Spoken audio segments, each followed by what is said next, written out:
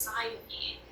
It's allowing you to strip away any filters, any conditionings, any limiting beliefs that have been held from your past, from your ego, and it's actually giving you a chance to be in the here and now, the present moment, and to grab life with both hands and enjoy life for what it is.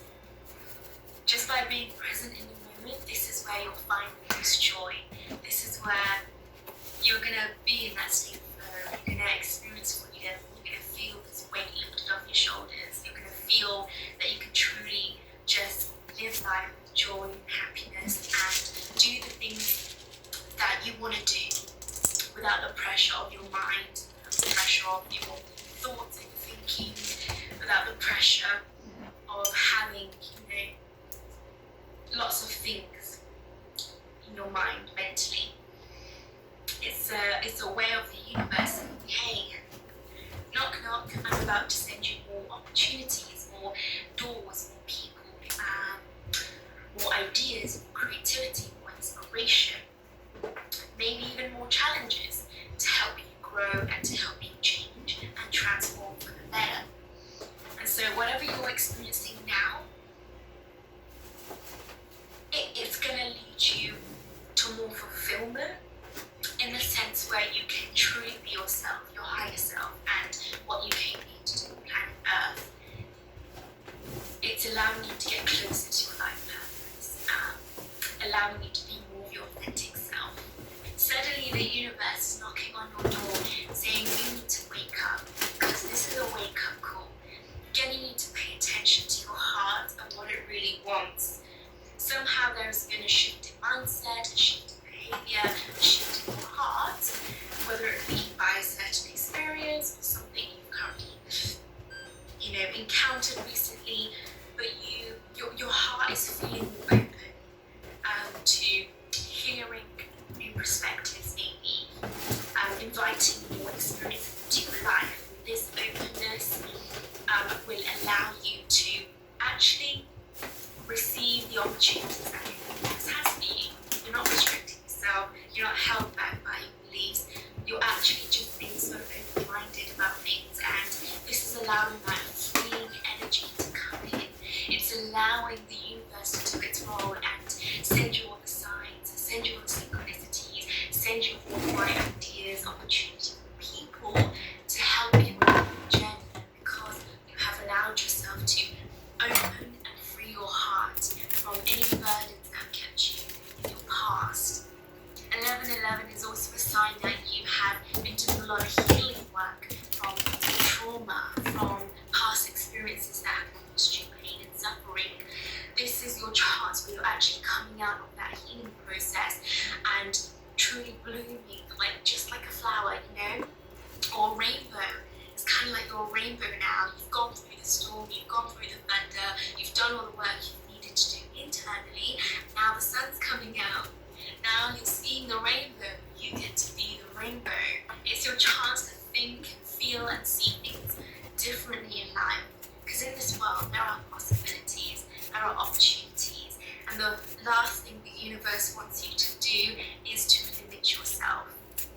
The angels always want to see you grow and reach your potential and grow even more with each step along your journey, because life, it's a never-ending journey of growth. We don't just stop there, and when we reach our destination, it's not so much that we stop growing, no. We actually continue growing and learning and healing and doing whatever we need to get the most out of life, to be at one with it, to be present with it. So there are a few actions you can take when you see angel number 1111, and the first one is to reflect and ask yourself some deep questions. I would recommend journaling this and keeping track of your thoughts, your feelings, how you perceive this angel number. Ask yourself, what is this angel number trying to teach me? Is there something that is going on in my life that I've been doing that has actually allowed this angel number 1111 to appear in my life? Is there a certain message that I think I know due to a certain experience that has happened in my life which has allowed this number to bloom? And Another question you can ask yourself is, with this angel number,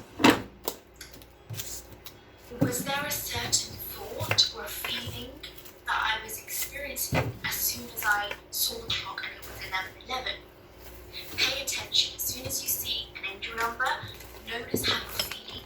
What were you thinking? Was there something that was happening in your surroundings? Did you see things that were happening that send you inspiration? Take note of those. And I would recommend trying to put that in pen. Maybe if you're out and about, and you see 11:11, jot down what you're feeling, what your thoughts were recently, and what's in your surroundings.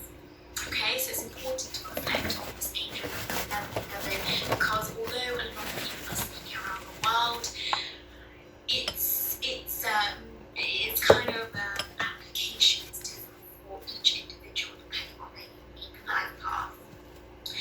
The next action that you can take when you see angel number 11:11 is to stay open-minded. Just as much as you are staying open-minded, but it's important to stay consistent with that. Consistent with the fact that you're going to be more open to receiving ideas, receiving new perspectives, receiving people who may come into your life, opportunities that may present themselves, ideas or sudden sparks of creativity and inspiration that may just suddenly flow out of you, or sparks of energy. Any feelings you suddenly encounter, any repeating thoughts you encounter, pay attention to them, because when we're more open to life, it gives us that form of free-flowing energy, and that acts as guidance that allows us to actually learn and grow and change, because we've created this space of energy to move around and flow. Another action you can take when you see angel number 11:11 is to stay in the present moment as best as you can. The best thing that you can do is to quieten your mind and ensure that your mind is just clear. Okay? Sometimes we can get caught up in our thoughts. Sometimes we can get caught up in being busy all the time, always having something to do. But if we can just take a moment to just sit there and do nothing, or just do some mindful activities, or take the time to meditate, it's really going to allow us to hear the messages from the universe. It's really going to allow us to be in that state of flow and to stay grounded and be present with ourselves. Be observant of any thoughts and feelings, images that come up in your mind, and allow yourself to be the observer, to watch those thoughts. Don't let it consume you. Always come back to being in the present moment. And it's going to take some time, especially being in the present moment and trying to quieten your mind. It's a challenge, but when you can put it into practice and make it a part of your daily routine to do this, amazing things can happen, and you're going to be able to listen to more spiritual messages from the divine universe. And the fourth thing that you can do when you see angel number 11:11 is, if you would like to ask further assistance from your angels and the universe by saying a prayer. If you feel like you want to be sent more signs and synchronicities, maybe a particular symbol or a particular way of presenting something, then say a prayer to your angels, asking for further guidance and assistance along your journey.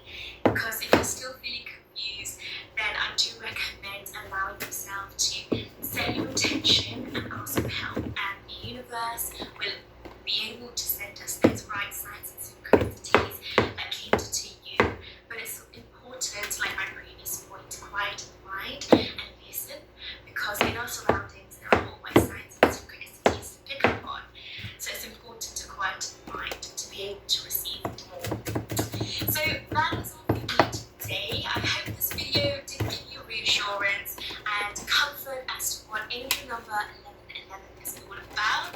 Let me know in the comments below if you have been seeing it a lot recently. I'd really love to hear your story.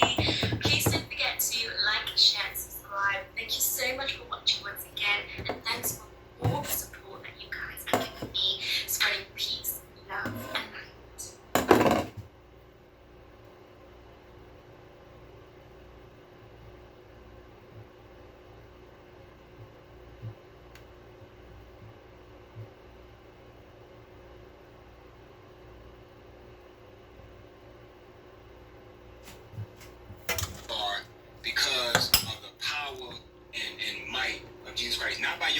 not with your power, but by that resides in the spirit, said the Lord. Now, let me show you how we're in a time right now where the goat look just like the sheep.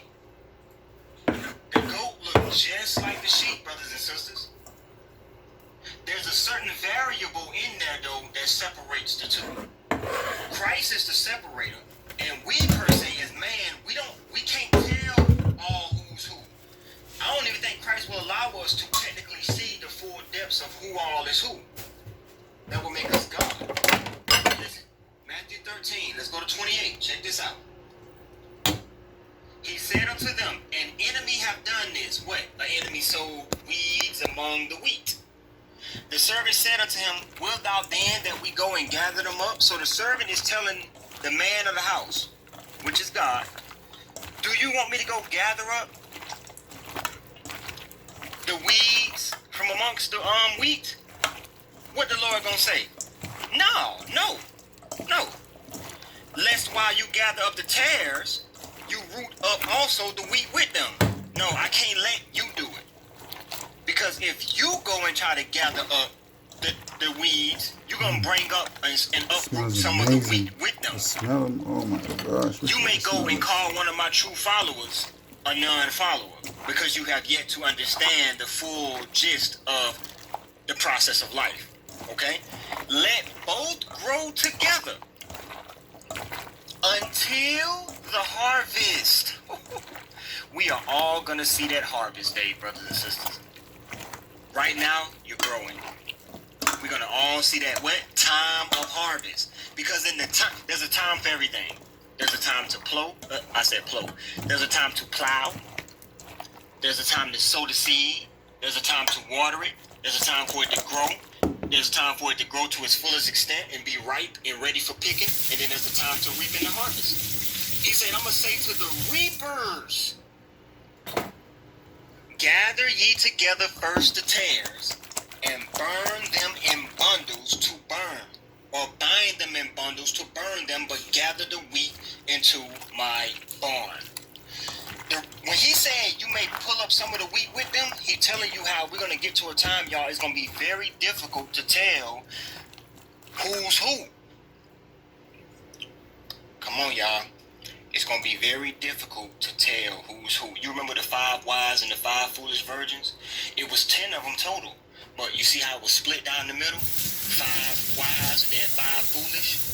They all looked the same at one point. They all had their lamps with oil in them at one point. But at the very end,